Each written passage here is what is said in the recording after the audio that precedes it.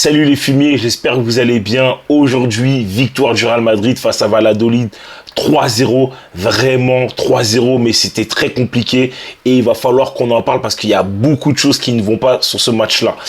Mais avant de commencer, n'oublie pas de t'abonner, lâche un petit like et un petit commentaire parce que c'est super important pour le référencement. Et là, on va parler tout de suite de ce match qui était extrêmement compliqué, les amis. Bon, les amis, les craintes que j'avais eues encore une fois sur le 4-3, c'est avéré vrai. Le 4-3-3, je pense qu'il n'est pas fait pour cette équipe-là et surtout pas pour ce type de joueur-là parce que Toni Kroos n'est pas là. Il n'y a pas de régulateur dans cette équipe-là et je pense que vraiment, le 4-3, il faut l'arrêter, Carlo Ancelotti. Il faut l'arrêter. Parce qu'aujourd'hui, il y a un truc où il faut mettre en avant, c'est que défensivement, on a été très bon. Défensivement, on a été très bon. Je vais vous afficher la compo qui est ici.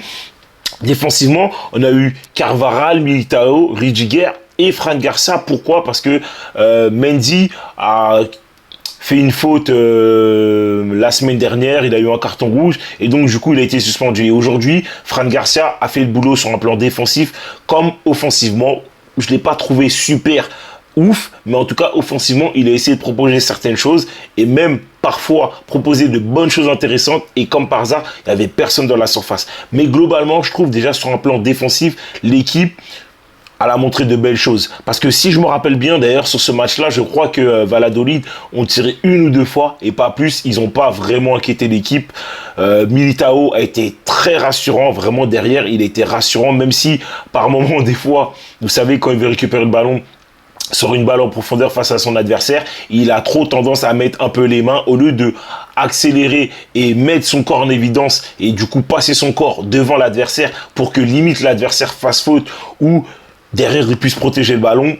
Voilà, c'était le petit bémol vraiment pour chipoter, mais vraiment défensivement, je trouve qu'on n'a pas été inquiété, que ce soit sur les coups de pied arrêtés, que ce soit sur des ballons en profondeur ou sur des duels en 1 contre 1, vraiment, sur ça, pour moi, ça a été nickel.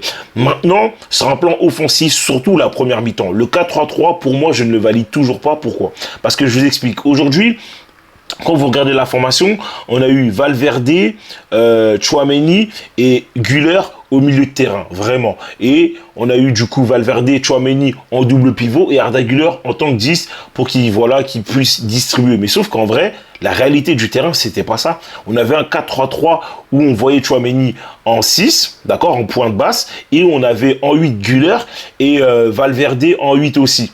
Et là, pour moi, il y a un souci parce qu'en fait, déjà, Arda Güler, à partir du moment où tu le mets en 8 et qu'il est assez bas sur le terrain et qu'il est sur le côté excentré à droite, et ben en fait, tu profites pas du tout de ses qualités en fait. Tu profites pas déjà de sa vision de jeu, de sa qualité de passe et même de sa qualité de frappe. Tu profites pas assez de lui. Et là, pour moi, il y a un gros souci sur ça. Il y a un gros souci sur ça parce qu'en fait, c'est un mec, lui, plus il est proche de la cage et plus il est, on va dire, dans l'entrejeu même de l'équipe, et ben, mieux il est et il est plus efficace. Et là, pour moi, sur ce coup-là, c'était pas ça. C'était vraiment pas ça. Il y a un autre point, encore une fois, qui me gêne, c'est le cas c'est le cas Mbappé, excusez-moi, Rodrigo et Vinicius. Les mecs se marchent dessus. Déjà, à commencer par Rodrigo. Rodrigo, qui joue ailier droit, attaquant droit, qu'est-ce que tu viens foutre à gauche? Pourquoi tu viens marcher dans les pieds de Mbappé et de Vinicius en sachant que eux-mêmes, déjà, ils se marchent dessus? Et pour moi, ça, c'est un gros souci. Et c'est là où, en fait, je regrette que Carlo Ancelotti ne fasse pas assez un travail, en tout cas à l'entraînement, sur les circuits préférentiels, sur l'animation de jeu.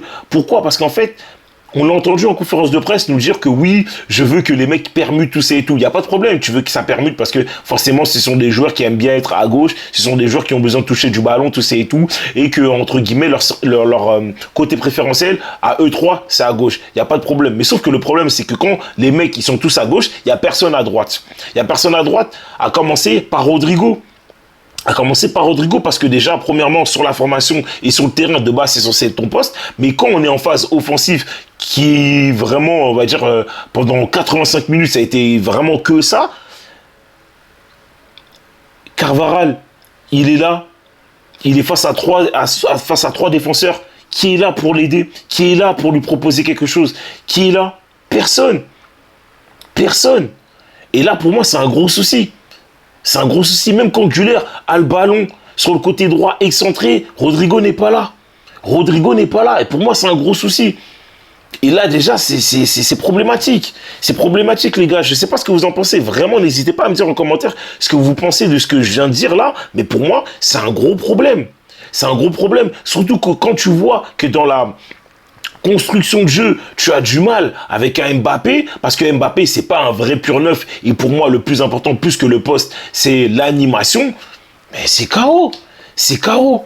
Quand tu vois que déjà, un mec comme Tchouaméni qui n'arrive pas à orienter le jeu, à aérer le jeu tout simplement. C'est-à-dire quand le bloc est à droite, prendre le ballon et envoyer sur le côté gauche. Quand le bloc est à gauche, prendre le ballon et envoyer sur le côté droit. Pour moi, c'est un souci. C'est un souci. Et le pire, c'est que ce mec-là a les qualités. Il a les qualités pour faire des transversales opposées. Il a les qualités. Il a une belle patte. Et il le fait pas, il le fait pas. Et quand il veut jouer au ballon à la baballe, le mec il t'envoie des mines dans les pieds de Mbappé, c'est pas normal. Comment ça se fait que ce soit un mec comme Militao ou Rudiger qui envoie des transversales opposées pour Vinicius, pour Rodrigo? Ce n'est pas normal ça. Pour moi déjà il y a un gros problème. Et il va falloir que Carlo Ancelotti il prenne ses responsabilités et qu'il dise à tel joueur, tu dois faire ça, ça, ça. Parce que les mecs, j'ai l'impression, ce sont des enfants, ils ne sont pas capables de jouer, d'être autonomes, être autosuffisants. Pour moi c'est un gros problème. Pour moi, c'est un gros problème. En plus, sans oublier qu'un mec comme Vinicius, pour moi, sa première mi-temps est calamiteuse. Et calamiteuse. Je suis désolé. Le mec n'arrive pas à faire des différences. Le mec s'énerve assez rapidement. Alors, il s'est pas trop énervé. Mais voilà quoi. Voilà, ça m'a saoulé. Je vous dis la vérité, les amis, ça m'a saoulé. Mbappé, qu'on arrive à trouver des fois, qu'on n'arrive pas à trouver par moment. Et quand il a le ballon, il est esselé. Enfin... il n'y a rien qui va en fait, il n'y a rien qui va. Dans l'animation, il a du mal à trouver le positionnement là où il doit être. C'est un gros souci. Et pour moi, Carlo Ancelotti, il va falloir que tu travailles ça réellement, à l'entraînement. S'il te plaît. C'est très important. Ou sinon, il faut absolument que tu reviens sur un 4-4-2. Un 4-4-2 qui, on a vu à la deuxième mi-temps, quand Valverde a mis son but en coup franc, d'ailleurs, beau but de Valverde, heureusement qu'il est là. Automatiquement, ça a débloqué le match. Pourquoi? Parce que sur la première mi-temps, il faut savoir que Valladolid défendait réellement à 10 derrière, à 11 derrière. Il y avait un bloc bas où il n'avait pas d'espace, d'où la difficulté de voir Vinicius et Mbappé et Rodrigo en avant, et c'est-à-dire proposer de belles choses, pouvoir frapper, tout ça et tout. Bah, on a vu, 4-4-2, c'est pas pareil. 4-4-2, pourquoi? Parce que quand tu es en 4-4-2, forcément, toi, tu vas forcément étirer le bloc adverse, d'accord? Et en plus de ça, quand toi, tu es amené à marquer, bah forcément, le bloc adverse est beaucoup plus haut. Parce qu'en première mi-temps, encore un autre défaut pour vraiment vite fait revenir sur ce défaut-là. En première mi-temps, quand toi, tu vois que l'adversaire est regroupé dans sa surface, mais toi, pourquoi un mec comme Valverde, pourquoi un mec comme Tchouaméni ne frappe pas de loin? Et quand je parle de frapper de loin, qui m'envoie pas des mines en haut, hein, parce que je sais que sur Twitter, il y a des gens qui m'ont dit oui, il a frappé, ils ont frappé, nanana. Non mais les gars, si c'est pour m'envoyer des missiles là aux tribunes, c'est pas ça que moi je veux. Moi, quand je dis frapper de loin, c'est-à-dire que les mecs qui cadrent et que en gros ça pose un problème au gardien derrière pour repousser les ballons. Parce que si derrière, faut savoir une chose, si derrière, toi, tu frappes et à chaque fois tu cadres et tu es dangereux sur tes frappes, bah forcément le bloc de Valladolid va vouloir remonter et automatiquement, toi, tu as de l'espace pour pouvoir jouer dans le dos de l'adversaire. Et ça, je l'avais déjà expliqué sur l'autre vidéo et là, encore une fois, on ne l'a pas vu. Et moi, encore, c'est quelque chose qui me frustre. C'est quelque chose qui me frustre. Mais bon, bref. C'est pas grave. Pour revenir encore une fois sur la deuxième mi-temps, où là, pour moi, il y a eu du bien mieux à partir du but de Valverde, c'est que quand tu as joué en 4-4-2, on a vu que c'était pas la même chose. On a vu que c'était pas la même chose. On a vu que les mecs, automatiquement, ils étaient dans un circuit, dans une composition, une formation qui leur parlait, qui était beaucoup mieux pour eux. On l'a vu tout de suite. Ils étaient beaucoup plus à l'aise. Le jeu a fait que, on a vu qu'il y avait pas mal de belles choses qui étaient proposées. Alors effectivement, l'adversaire avait son bloc largement plus haut, donc forcément ça crée des espaces. Et on a vu des occasions. Vinicius, on a vu Mbappé sur un ballon de Vinicius bien distribué. On a vu aussi Rodrigo, au bout d'un moment, rater sa passe. Pour moi, c'était Normalement, il n'y avait rien d'autre à faire. Tu mettais un ballon normal à Vinicius, le ballon il rentrait, mais bon, bizarrement, il a raté sa passe. Ce qui, pour moi, normalement, tu ne dois pas rater. Et ça, c'est des choses qui peuvent te mettre en confiance. Mais bon, ce n'est pas grave. La finalité est à 3-0.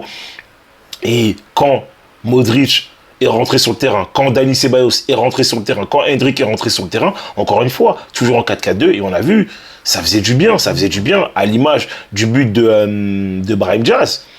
Bon, après, sur le but de Brahim Diaz, effectivement, c'est Rudiger qui envoie un long ballon. Et lui, après, il tape sa course et forcément, il arrive, il lobe le gardien. Mais c'est pour te dire. Parce que déjà, premièrement, les lignes sont beaucoup plus écartées et il y a plus d'espace, tout simplement. À l'image aussi du but de Hendrick. Et sacré but de Hendrick. Et chapeau bas, parce que le petit, il a 18 ans et d'ailleurs, c'est le plus jeune buteur à avoir marqué au Santiago Bernabéu. Pour moi, c'est nickel. Mais là, pour moi, vraiment plus que la victoire 3-0, qui pour moi était une victoire très compliquée, qui était tronquée, le score ne reflète pas du tout le match en lui-même, c'est qu'en fait, Carlo Ancelotti, il va falloir qu'il revienne sur son 4-3-3, sur son 4-4-2, excusez-moi, lapsus.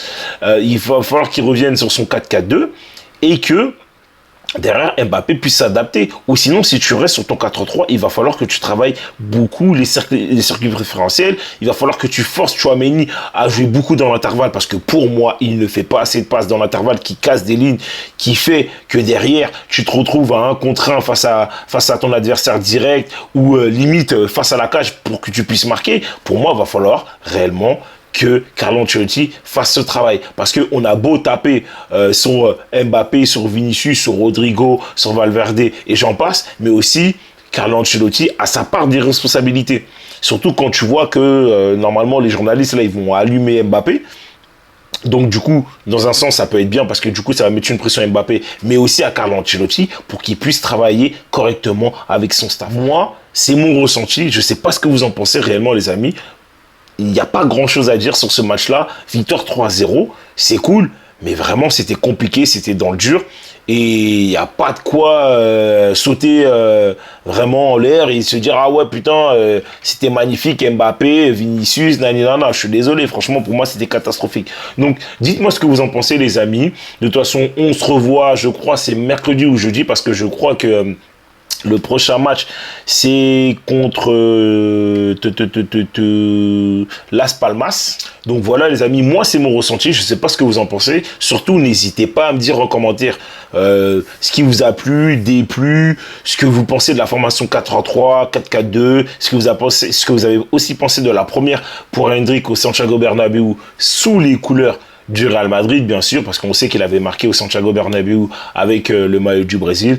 Donc voilà, les amis, sur ce, moi, je vous laisse. On se revoit jeudi et ciao les fumiers.